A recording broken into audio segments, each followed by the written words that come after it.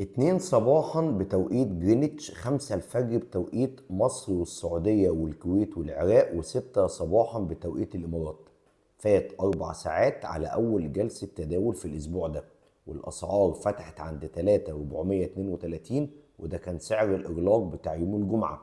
أول ما السوق فتح طلعنا لغاية 3451 في حوالي ربع ساعة وتلت ساعة، وبعد كده بقية الأربع ساعات رجعت الأسعار تتماسك تاني، وشغاله دلوقتي عند نفس النقط بتاعه الجمعه اللي فاتت، 3440 3439. معنى كده ان صعود الذهب تباطأ، ولما اقول تباطأ ما بقولش بينزل، عشان ما حدش يقول لي باشا هو الذهب طالع، انا بقول الصعود تباطؤ.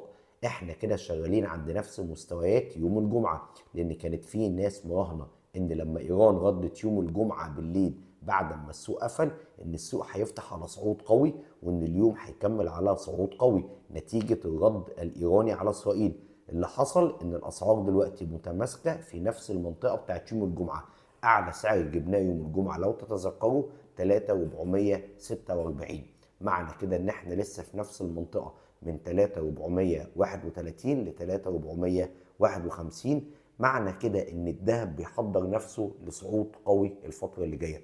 طبعا هشوف النهارده سير الاحداث، ولو في اي تطورات فيما يخص الملف الاسرائيلي الايراني او الروسي الاوكراني هوافيكم بالاخبار اول باول من حيث التحليل الاساسي والتحليل الفني.